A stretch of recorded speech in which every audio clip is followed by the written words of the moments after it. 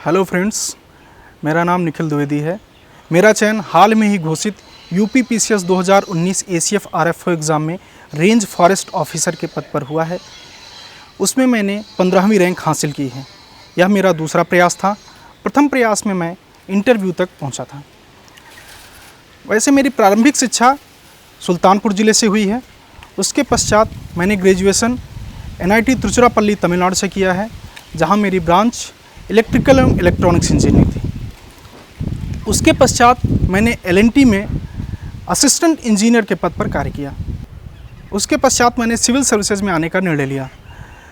Civil services में आने के पश्चात आपको ज़रूरत होती है एक मेंटर, एक मोटिवेटर, एक गाइड की, और यहाँ मेरा पूरा कार्य किया हमारे बड़े भाई श्री रविशंकर द्विवेदी, जिनका चयन उत्तर प्रदेश पीसीएस 2017 में डीपीआरओ के पद पर हुआ था। वास्तव में सिविल सर्विसेज की तैयारी में आपको एक, जैसा कि हम टेक्निकल में तैयारी करते हैं IIT-JEE, IIEEE में, वहाँ पर आपको लगता है कि हमको सिलेबस मिल गया, सिलेबस के अकॉर्डिंग बस उतना करके हमारा चयन हो जाता है। लेकिन यहाँ आपको सार्वभौमिक रूप से पढ़ना होता है, और उस दिशा में ज़रूरी होता है आपको सिलेबस की एग्जैक्ट जानकारी, इसके साथ में ही आपको क्या नहीं पढ़ना है। यूपी पीसीएस के चयन में 3 प्रक्रियाएं फॉलो होती हैं: प्रीलिम्स, मेंस और इंटरव्यू। प्रीलिम्स के स्तर पर जैसा कि हमें पता है कि उसमें 7-8 से सब्जेक्ट होते हैं, और मैं क्रमवार तरीके से मैंने क्या स्ट्रेटजी फॉलो की, मैं उस पर आपको कुछ बताना चाहूँगा। हो सकता है मेरी स्ट्रेटजी आपके काम की ना हो, लेकिन मुझे लगता है कि मैं अपनी स्ट्रेटजी को आपको बताऊं, जिससे कि वो कुछ कमियां अगर हों आप में, तो उसको इस माध्यम से सुधार कर सकते हैं। सर्वप्रथम हिस्ट्री में, एंशिएंट हिस्ट्री में जैसा कि हमें पता है कि हम 11th की एनसीईआरटी, मेडिवल में लूसेंट्स के माध्यम से भी काम चल जाएगा। स्पेक्ट्रम को हम मॉडर्न हिस्ट्री का एक बेस बना सकते हैं। इसके पश्चात आर्ट एंड कल्चर के लिए हम फाइन आर्ट की एक एनसीईआरटी की बुक आती है, और नितिन सिंघानिया की बुक। इन दोनों के माध्यम से आर्ट एंड कल्चर पर एक मजबूत स्थिति बनाई जा सकती है।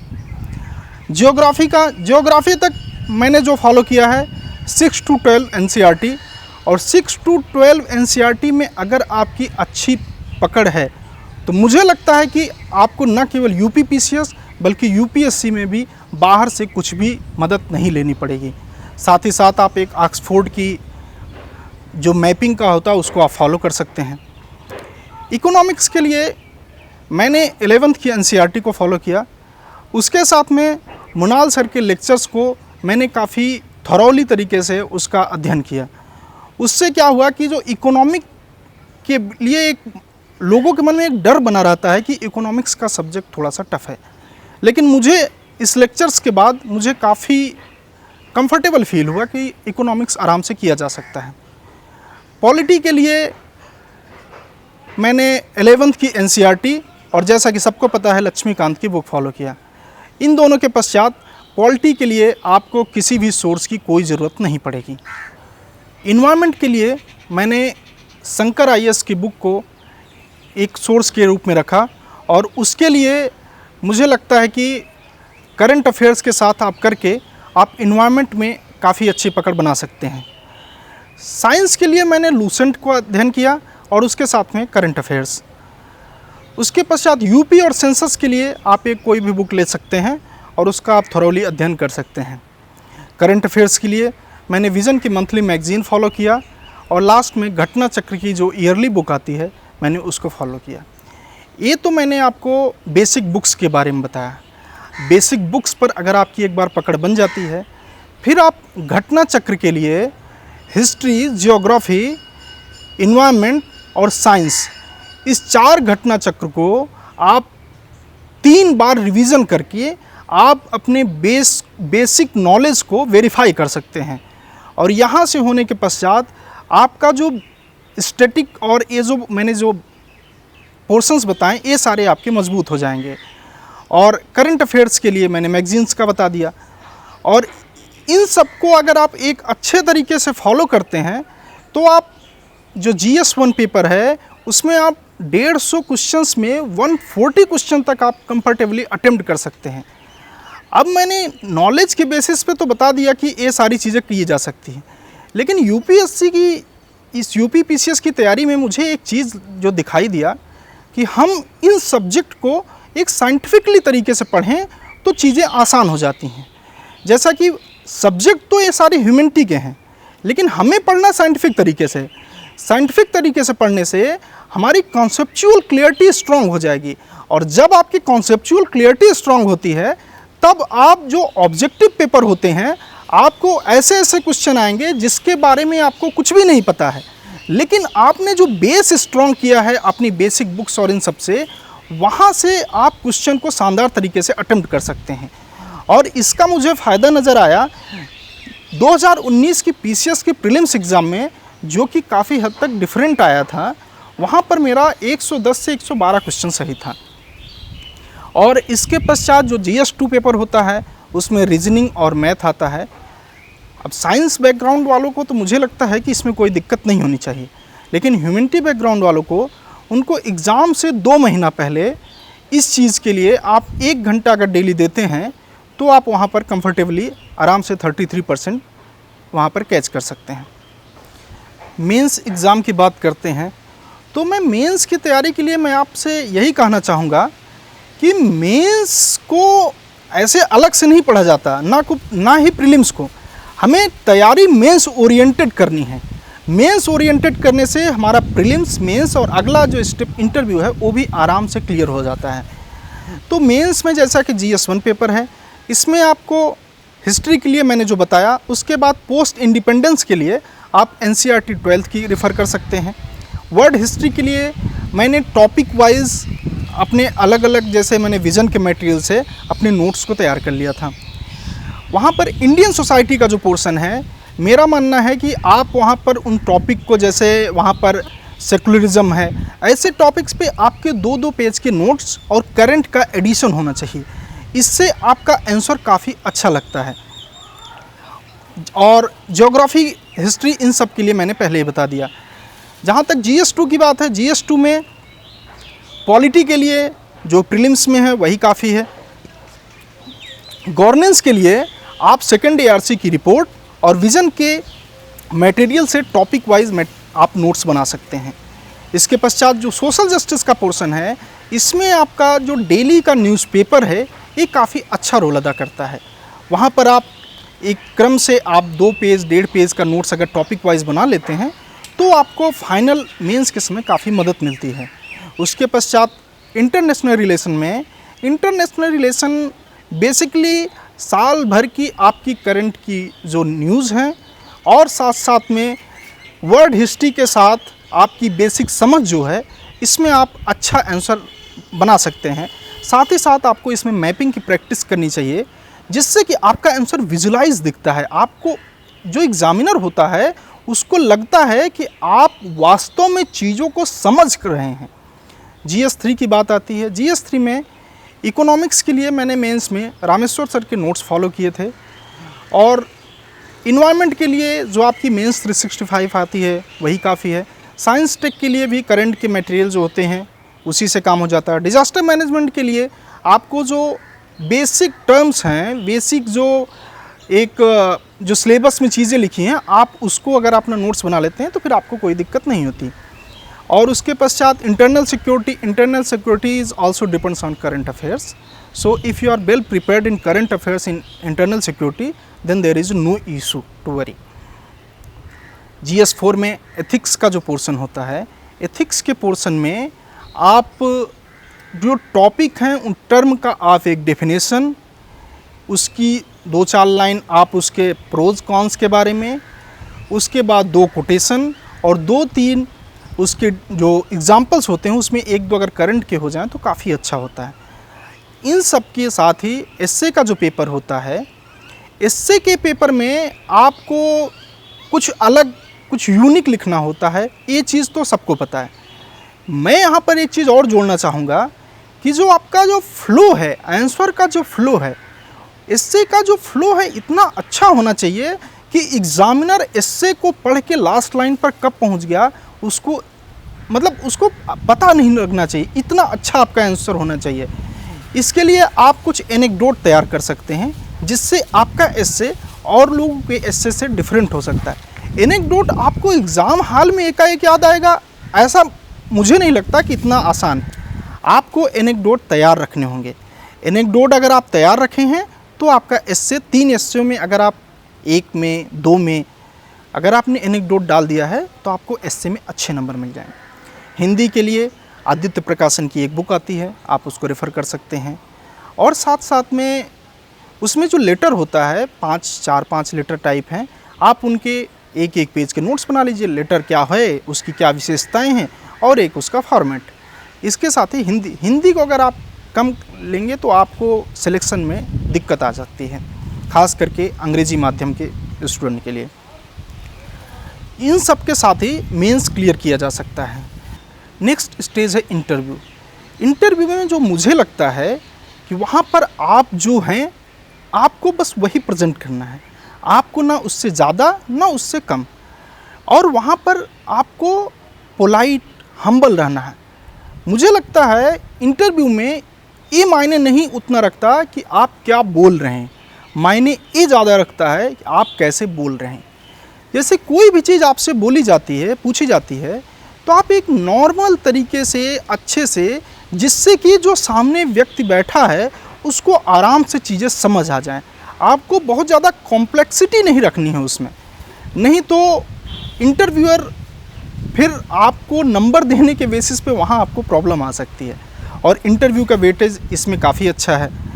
और फिर ये सारी तो मैंने आपको स्टेजेस बता दी कि ऐसे ऐसे में सिलेक्शन होता है, लेकिन इन सब के बीच कुछ सारी चीज़ बहुत इम्पोर्टेंट है। जैसा कि आपको पता है इसमें 2 ऑप्शनल होते हैं और ऑप्शनल का रोल इस एग्ज़ाम में काफ़ी ज़्यादा होता है। ऑप्शनल के लिए आपको ऐसे ऑप्शन चूज करना चाहिए जो स्कोरिंग हो और जिसमें आपका अच्छा इंटरेस्ट हो। मेरे ऑप्शनल मैथमेटिक्स और इन्वायरमेंटल साइंस थे।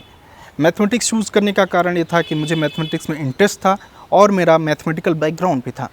इन्वायरमेंटल साइंस सिलेबस छोटा है और इसलिए काफ़ी अच्छा था। मैथमेटिक्स के लिए आप IMS के नोट्स प्रेफर कर सकते हैं और मैंने वही किया था। और साथ में कुछ आप जिसमें आपको लगता है कि आपको कुछ बुक्स की मदद चाहिए, उसमें आप बुक्स भी रेफ़र कर सकते हैं। और इन्वायरमेंटल साइंस में शंकर IAS की बुक, करंट अफेयर्स और जो कुछ डेटा के साथ आप अपने इन्वायरमेंटल साइंस के जो ऑप्शनल है उसको आप अच्छे से तैयार कर सकते हैं और इसके बेसिस पे इन 2 ऑप्शनल में आप अच्छे नंबर ला सकते हैं। ये तो मैंने आपको सारी स्ट्रेटजी बताई। अब बात आती है कि हम इसको कैसे इम्प्लीमेंट करें। इसमें सबसे ज़रूरी है मेंस में आंसर राइटिंग का।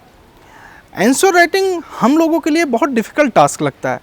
हमें लगता है कि कल से करेंगे, परसों से करेंगे, तो इसमें जितना ही हम नज़रअंदाज करते जाते हैं हमारा सिलेक्शन उतना ही पीछे होता चला जाता है। तो इसके लिए हमें करना क्या है? इसके लिए आपको कुछ फर्म डिटर्मिनेशन, कुछ आपको दृढ़ निश्चय करना होगा। जैसे कि आपको लगता है कि आंसर राइटिंग सुबह कर लेंगे, शाम को कर लेंगे, चलो ठीक है, सारा कंप्लीट करने के बाद रात को कर लेंगे, लेकिन एक्चुअल में ऐसा हो नहीं पाता है। तो मेरा मानना है कि अगर आप इस फेज़ से गुजर रहे हैं कि आंसर राइटिंग डेली 2-4 दिन डिले होता जा रहा, तो आप एक काम करिए, सुबह उठिए, सबसे पहले 2 आंसर 4 आंसर लिखना शुरू करिए।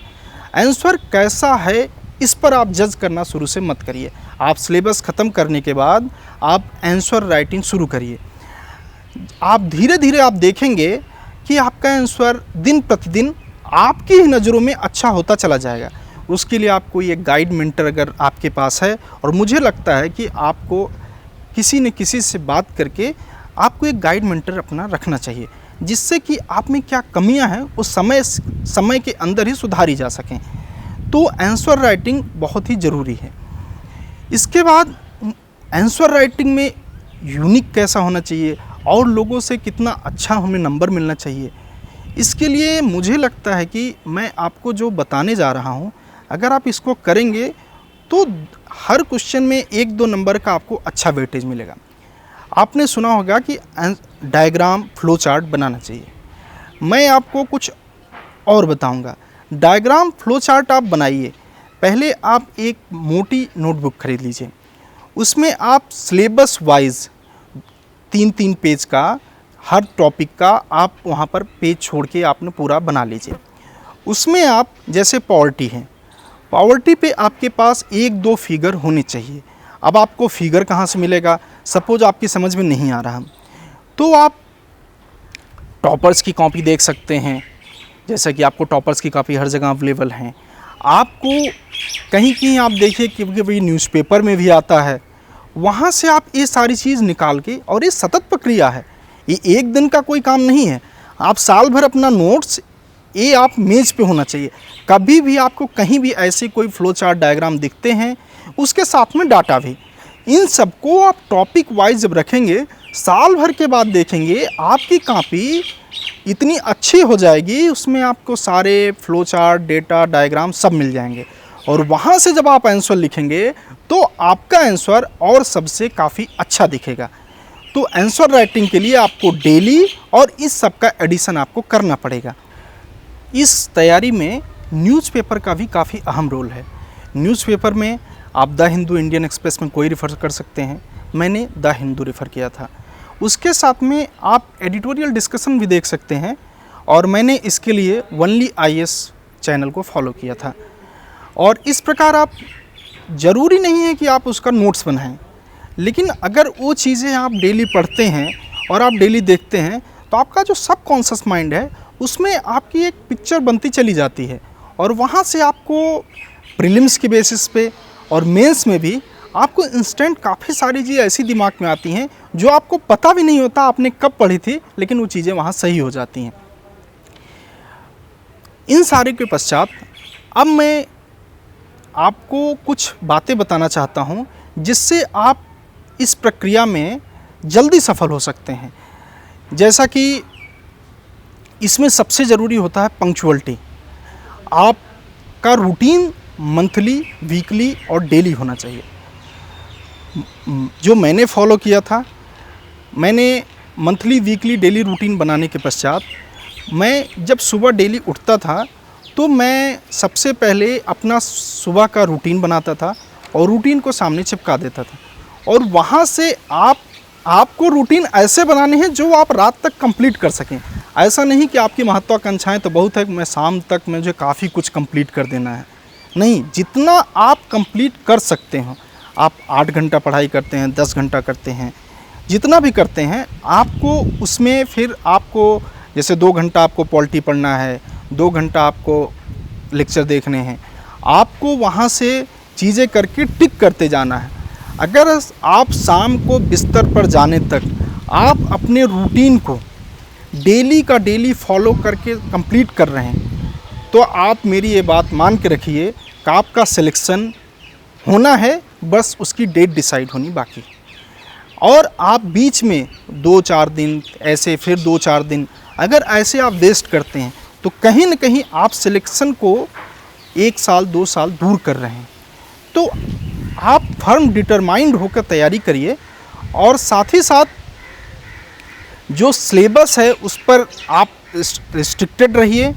और जैसे मार्केट में बहुत सारे मटेरियल आपको दिखते हैं, आप उन सब को किनारा करते हुए जो भी चीज़ें जो मैंने बताई हैं, अगर आप इसको फॉलो करते हैं तो मुझे लगता है कि आपको काफ़ी हद तक मदद मिलेगी।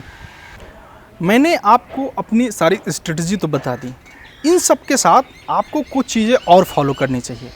जैसे कि मैंने जो फॉलो किया, मंथली, वीकली और डेली का रूटीन। डेली का रूटीन आप सुबह उठते ही अपने सामने टेबल पर चिपका दीजिए, और वहाँ पर आपको रूटीन ऐसा बनाना है जो शाम तक कंप्लीट हो जाए। ऐसा नहीं कि आपने महत्वाकांक्षा में तो बहुत बड़ा आपने रूटीन बना दिया और शाम तक वो कंप्लीट ना हो पाए, फिर आपके रूटीन ऐसे ही हमेशा बनेंगे जो कंप्लीट नहीं हो पाते। इसीलिए आपको ऐसा रूटीन बनाना है जो शाम तक कंप्लीट हो जाए। और आपको जैसे जैसे 2 घंटा पॉलिटी पढ़ना है, 2 घंटा इकोनॉमी पढ़ना है, तो जो भी चीज़ें हैं 2 घंटा होने के बाद उसको टिक हो जाना चाहिए। अगर वो नहीं हो रहा है तो आप समझिए आप अपने रिजल्ट से दूर जा रहे हैं। तो आपको फर्म डिटर्मिनेशन रखना पड़ेगा, आपको डिसिप्लिन्ड वे में तैयारी करनी पड़ेगी और साथ ही साथ सिलेबस के अकॉर्डिंग आपको मार्केट में बहुत सारे मटेरियल मिलेंगे, लेकिन आपको जितनी चीज़ें मैंने बताई अगर आप इस पर रिस्ट्रिक्टेड रहे तो मुझे लगता है कि सिलेक्शन आपका तय है, बस डेट डिसाइड होना बाकी है। इन सब के साथ बीच में आपको असफलताएं मिलेंगी। असफलता सफलता एक ही सिक्के के दो पहलू हैं, लेकिन इन सब से निराश नहीं होना। अगर आप राइट ट्रैक पर हैं तो कोई दिक्कत नहीं। अगर आप एक बार प्रीलिम्स फेल होते हैं, मेंस फेल होते हैं, इंटरव्यू फेल होते हैं, कोई बात नहीं, 100% आपका सिलेक्शन होगा। और इसके लिए मुझे जो लगता है कि आपको बीच बीच में मोटिवेशन कौन प्रदान करेगा? मोटिवेशन आपको प्रदान करेगा कि आपने सिविल सर्विस में आने की एंट्री क्यों ली थी। वो जो क्यों का जवाब है अगर आपके पास हमेशा तैयार है, तो जब भी आप मोटिवेशन आपको डाउन फील हो तो आप वो लाइन याद करें कि आप क्यों आए थे, तो मुझे लगता है कि आप फिर अपने पाथ पर आगे बढ़ जाएंगे। मुझे जो लगता है जयशंकर प्रसाद की जो लाइन है कि वह पथ क्या पथिक कुशलता क्या, पथ में बिखरे यदि सूल न हो, नाविक की धैर्य परीक्षा क्या, धाराएं यदि प्रतिकूल न हो। तो सिलेक्शन का तो आपको मज़ा तभी मिलेगा जब जो कंपटीशन है काफ़ी स्ट्रांग हो, तब आप अच्छी मेहनत करेंगे, अच्छे तरीके से मेहनत करेंगे और आप ज़रूर सफल होंगे। इसके साथ ही मैं आप लोग को आपके भावी सिलेक्शन के लिए अग्रिम शुभकामनाएं देता हूं। बहुत बहुत धन्यवाद।